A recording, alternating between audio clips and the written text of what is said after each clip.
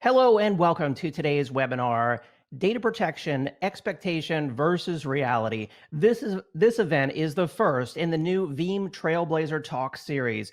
Thank you so much for joining us on this event, produced in partnership with Veeam. We've got a great event lined up for you today, talking with two of the leading experts from Veeam. Now, before I introduce you to our speakers, just a few things that you should know about the event. My name is David Davis, and I'll be serving as the moderator. We want this to be an educational event, and we encourage your questions. You can use the questions box there in your audience console, and we'll be doing our best to answer all of those questions during the event. We'll also be doing a dedicated Q&A session at the end of the presentation, so get your questions in early. We also have a number of resources there in the handouts tab. I encourage you to check those out. You'll find a link there to the Veeam Trailblazer Talk series, as well as the Data Protection Trends report that you should check out before this event wraps up. And then finally, we'll be announcing the winner of our Amazon $300 gift card at the end of the presentation. So you'll want to make sure that you stay tuned for that. Also, new in 2021, we've been doing our Best Question prize. If you enter a question and you meet our prize terms and conditions, your question will be going into our Best Question prize drawing. So get those questions in early. We want to help you to solve your technology challenges around data protection. Now, on today's Trailblazer Talk event, you'll hear from experts at Veeam, Mr. Dave Russell, Vice President of Enterprise Strategy, and Mr. Danny Allan, Chief Technology Officer at Veeam. So with that, I'm about to hand it over to Dave Russell, but let me first give you a little introduction to the Veeam Trailblazer Talk series.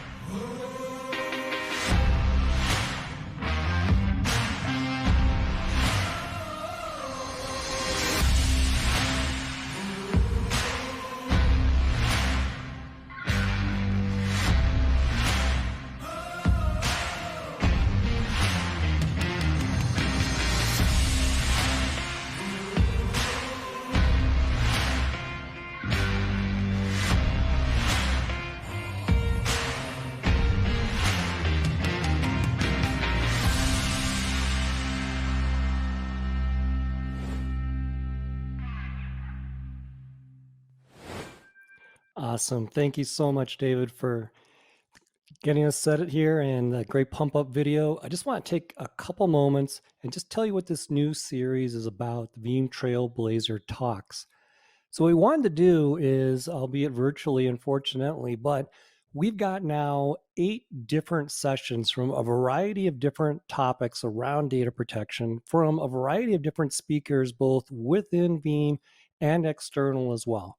So our goals for this are to be entertaining, to be really offering something to you that you may not have already known beforehand, data points that you may not be familiar with, perspectives or viewpoints that you may not have considered.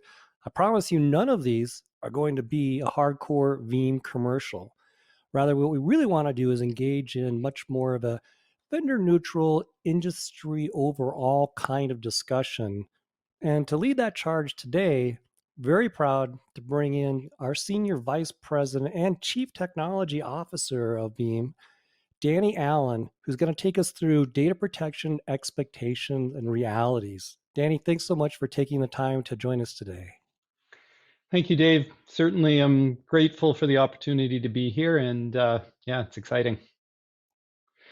All right, so let's dive into it, and I certainly appreciate everyone joining us today to talk about this. It's something that I'm very passionate about, and that is closing a gap that exists in the industry.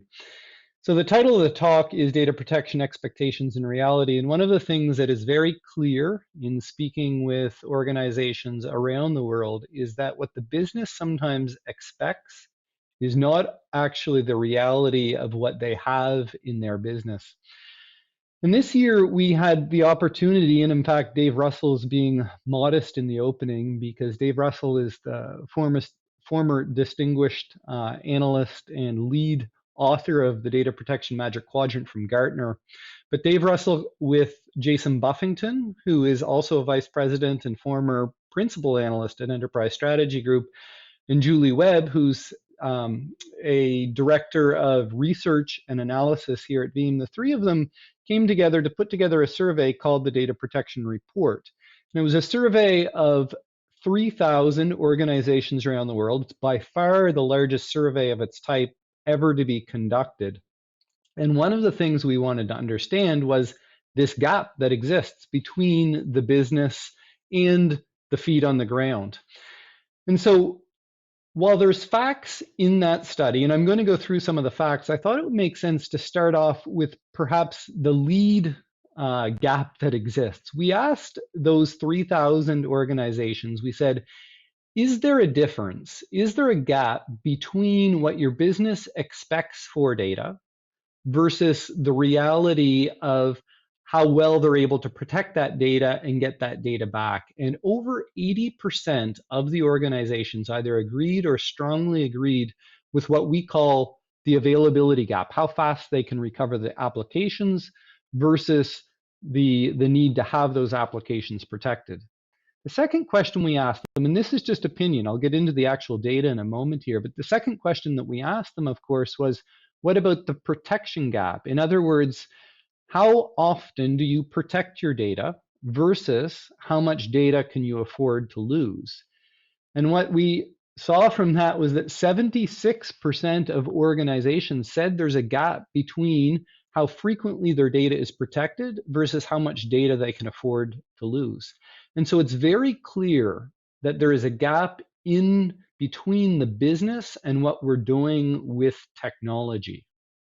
And so you might say, well, that's probably not surprising. We always know we can do more, and that is true. But I'd like to make the argument that if we close this gap, the reality gap that exists between the business needs and what we're actually doing, that we can actually drive some very powerful value add to the organization.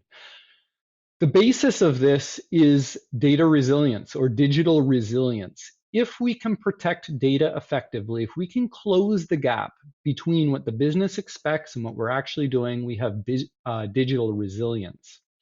After digital resilience, which is the foundation of all of this, we can build on top of that with digital trust. And digital trust allows us to do more, and I'll explain what I mean in a moment here. And then finally, the top of the pyramid, the top of the value that we can bring to the organization is digital dexterity. So let's dive in on all three of these topics with the data that we discovered. So when it comes to digital resilience, I believe, my thesis is that data protection provides digital resilience that is essential.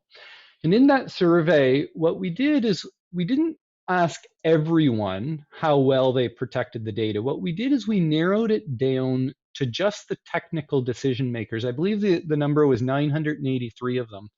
And we said to them, how frequently are the backups that you're conducting successful? And what we found is that 2 out of 3 backups were successful, or 63% was the average. And what shocked me actually in that question was that 1% of the respondents, which doesn't seem like a big number until you realize that you're surveying 3,000 people, but 1% said that less than 10% of their backups were successful. And I thought, how can we ever expect as an industry to have any kind of digital resilience if less than 10% of our backups are actually successful? And then the second question we asked them is, well, what about recovery? And what we found is that only 66% of the time, or 2 out of 3 restores, happen successfully within the time that was expected.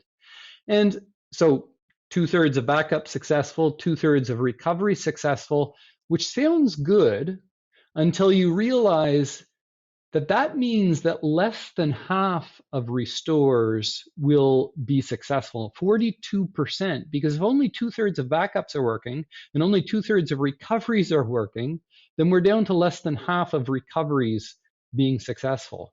And if we're building our businesses, if we're building the future on data and these digital solutions, this is not sufficient. We need to do better. Now, the argument could be, and I've certainly made the argument in the past myself, well, Yes, but aren't we doing a lot better in terms of the systems on which we run? In other words, isn't hardware a lot more resilient? Does all of the data systems need to be successful? And we asked that question as well, and what we found is that 23% of the time, or 23% of the servers had at least one outage per year, or 1 in 4 servers. And that number is staggering. I would have expected that over the last 25 years, that we've become far more effective in our delivery of the data services that we provide. But that's not the case. And if you drill down into the data, and my intent is not to go through the entire survey, but I want to highlight why our digital systems are failing. And these are really grouped into 3 categories. The top of this, you'll see, is around hardware failures. And that's been the case since the beginning of time. Server failures, networking failures, application failures. But the most substantial impact in 2020 was actually cybersecurity. You see it there around the middle of the list. And there's no question that ransomware and malware and the threats that we face are increasing like never before. And then even if we get all of the hardware right, and even if we can protect against cyber events, you'll see in the lower half of the screen in the survey that there's still a lot of business challenges, misconfigurations, accidental deletion, hopefully not intentional deletion, but sometimes that happens as well. And so all of these things are really leading me to the point that we have failed, I would argue, at doing digital resilience, data protection effectively. And this should be shocking to all of us because we know what we need to do. In other words, the 3-2-1 rule has been around for a very long time, which is 3 copies of the data, 2 different media types, 1 off-site. And if we want to provide digital resilience or data protection, we need to do those effectively. But I would argue that we need to do more than that. In other words, no matter what data protection vendor you're using, we really need to look at beyond just hardware failures and misconfigurations. How can we make sure that in the event of malicious software and ransomware that the data is protected, that you have copies off-site, air-gapped, or immutable? And that we need to do better at ensuring that the recovery is successful. And in fact, one of the things that stood out most notably to me in the difference between 63% of backups failing and 66% of recoveries being, 63% of backups being successful and 66% of recoveries being successful, is that 68% more of the respondents answered, "I don't know," to recovery. 68% more. What that tells me is that they're not verifying that the recovery actually does work. And if we're going to build the future on digital systems and data systems driving the future of what we're offering within organizations, we need to get this right. We can't have resilience without effective data protection. But let's go to the next step in that pyramid, because all of that is about technology. I could argue, and I don't even care actually if you're using Veeam, if you're just using something at the technology level that is effective, that is powerful. But we need to move beyond technology, because the second most important thing that your organization has beyond the digital systems and the resilience of those systems are the people and the processes that you have in place. And we need to trust the data that we have. And I would argue that if we are unable to trust the systems that we have, then we are unable to realize their full potential. This picture on the screen actually is my daughter. She's been doing homeschooling for the last year since the pandemic started.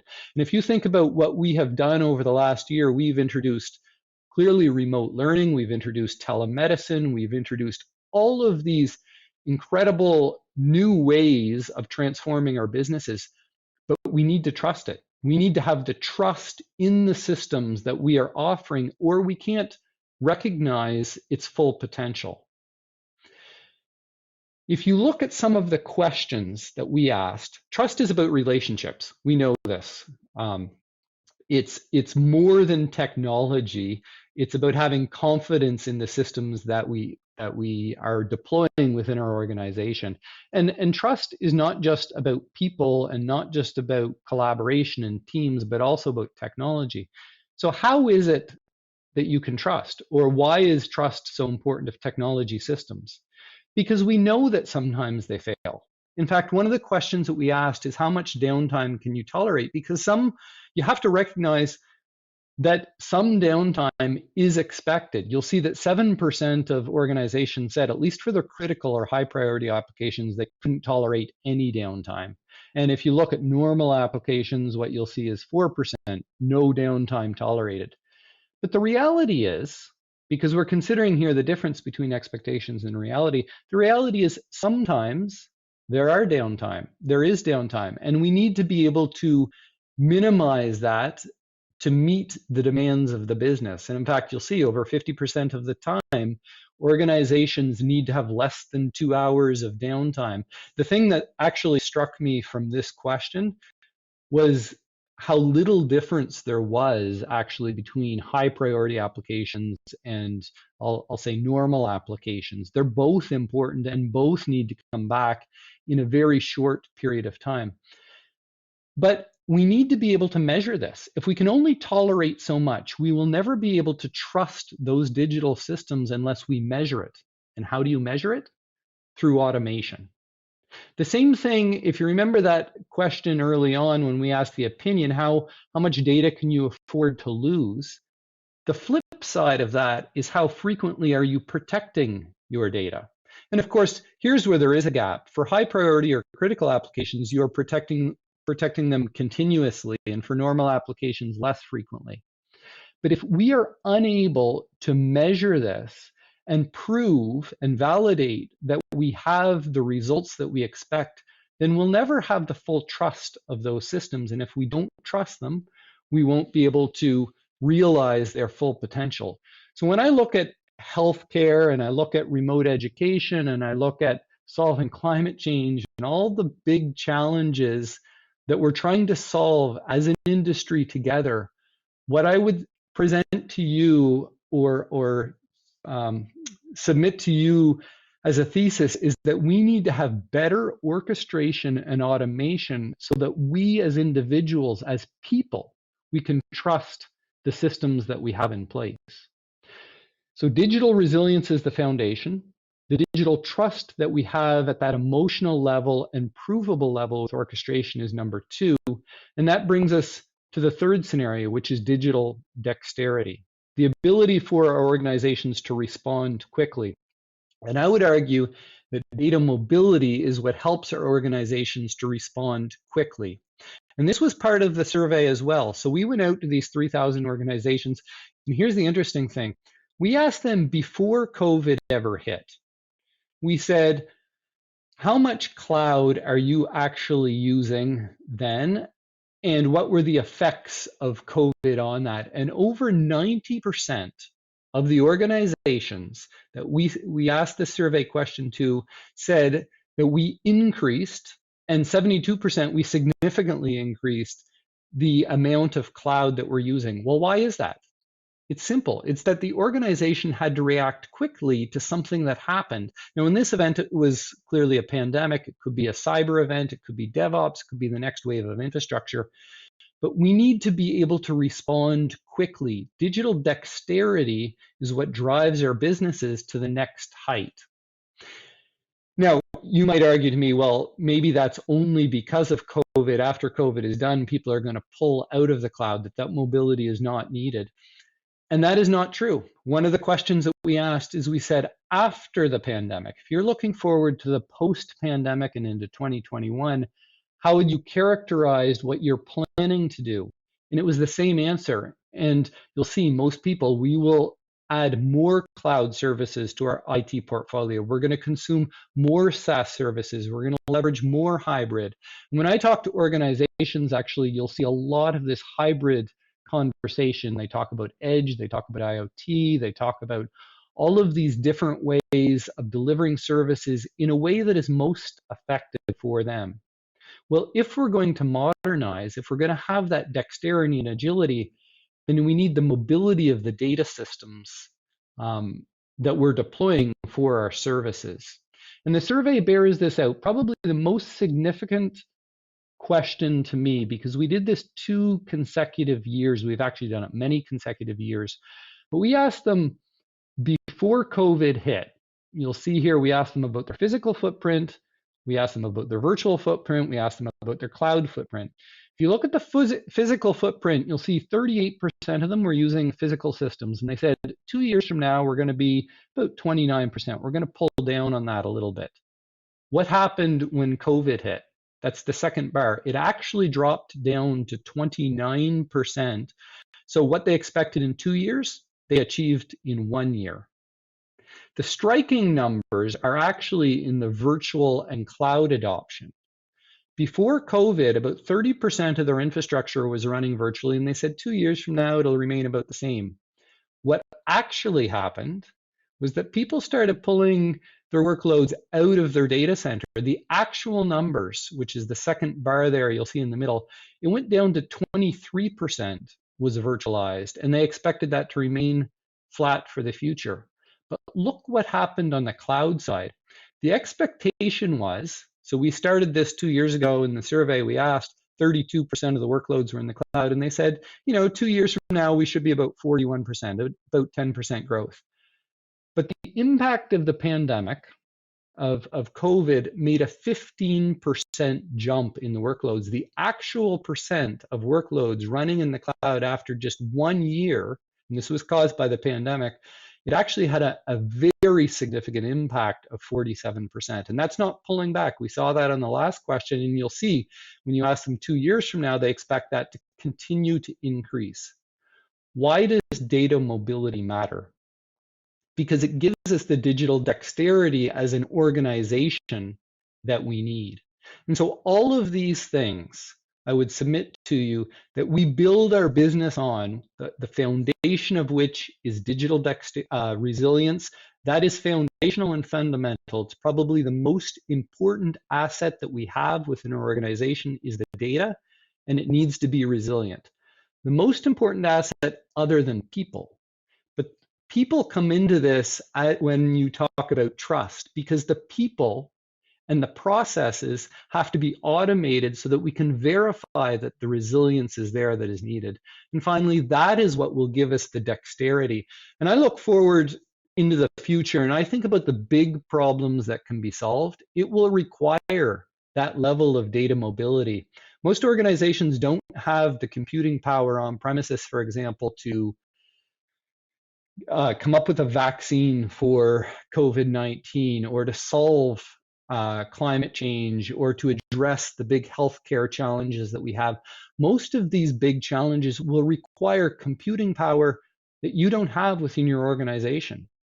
But of course, there will be workloads that do run on premises. And so the mobility, the ability for an organization to respond to these challenges, to move workloads around, is what really is going to unleash the full potential of the data that we're collecting. And so we're very excited about these results. And what I would submit to you or tell you is that we're releasing these or publishing these next month in the middle of March. And I would encourage each of you to download that when it becomes available. But I'd like to open it up, ask Dave to rejoin me now, if he can, for any questions that the audience might have. I have to say, in a positive way, Danny, I've been blown away. I'm not even through all the questions, 5 pages of questions. So it's been an awesomely active group. A lot of hellos from various places, which is always awesome, but we've got really good questions. So let me hit you with the next one that I haven't responded to. This comes from Peter. Peter asks, is there any Veeam air gap backup solutions? Yes, there are many, many ways to achieve air gap. And I don't want to make this a Veeam advertisement at all, but there are many ways to achieve it. And probably the first, and I would argue still the best, is tape. We support tape. And in fact, you can put tape continues to improve, and we fully support that. I know if you speak to our Senior Vice President of Product Management, Anton Gostev, he uses rotating drives. I use an unpluggable USB drive. So there's many ways to achieve air gap, but there's also ways to achieve what I'll call a network gap. In other words, you send data into object storage, you make it immutable, and you disconnect the network as well. So there's many, many ways to address this, but the key for every organization is to think about how can we place data in a location where it truly is protected. Awesome. So let me get another one here. Here's one from Mike. Mike asks, do you see blockchain with the distributed ledger playing a future role in data resilience or trust? I don't know that I see blockchain playing a significant part in data resilience, but I do see it playing a part in trust. Let me explain what I mean by that. Everyone likes to throw out the latest buzzwords: artificial intelligence, machine learning, blockchain, this and that. And so I've seen blockchain associated with data protection frequently. But blockchain really is about trust more than it is about data protection. There's a third person there. It's triple ledger accounting. There's a third participant in a transaction taking place. And so one of the ways that I do see it participating is when we store data across many locations, having an independent verifier that the data was placed and that the data was recovered is important. But if you're talking about just storing the data for data backups, I don't think so. We have very good encryption systems today in almost all of the data protection vendors. Awesome. I think we have time for maybe one more. This comes from Show, and I'm willing to tag team with you on this, Danny. But the question is, with recovery at only, say, 60%, what is the main cause for that 40% of failure? I'll give you some of the data-led results, and then you comment as well. The scary thing to me, Danny and Show and everyone, is that there's no one single thing, meaning we actually had a specific question. When you look back at an outage over the last year, what was the cause?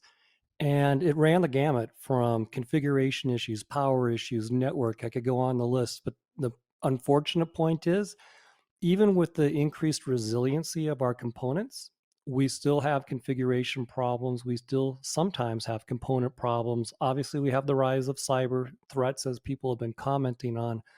But Danny, I'll turn it over to you. The challenge is it's not just one thing, and that's why backups remain important. There are a lot of potential things that cause outages. Yes, and I go back to the human element of this, or the trust element of this. The number one reason why it's not recovering is because we're not testing it. What we're failing in, I would say, our obligation and duty to verify that it is recoverable. The fact that so many people, there was a certain number of people that said, I don't know to whether the backups were successful, but there was so much higher number associated with, I don't know if the recovery was successful. It tells me that we're not verifying what should be an essential part of our practices around our digital systems. Well, perfect. That's probably a good closing point, a good sort of best practice and words of wisdom, regardless of whatever solution you may be using. Please do test your backups. It's kind of like the old saying, please do test your smoke alarms, because you don't want to find out at the wrong moment that you don't have the coverage you thought you did. So with that, let's bring David back in to kind of wrap us up here. I know we're getting towards the end of the session. David, welcome. Thank you, Dave. Yeah, absolutely. This has been a great session. I mean, I learned a lot. I know the audience did too. I'd really like to learn more about this topic and the results from this report. I'm going to be checking out the Data Protection Trends report. The link is right there for everyone out there who wants to do the same. It's in the Handouts tab of your audience console. Of course, I want to thank Veeam for the excellent presentation and insight today. We had so many questions we didn't have time to get back to in the live event. So thank you everyone out there for the excellent questions. And before we go, I want to announce the winner of our Amazon $300 gift card. That's going to Josh Poinsett from Pennsylvania. Congratulations. Again, thank you so much, Dave, and thank you, Danny, for your great presentation. Thank you, everyone. Thanks everyone out there in the audience for joining us on the first of the Veeam Trailblazer Talks webinar series. We'll see you next time. Watch your email inbox for future invitations to upcoming events.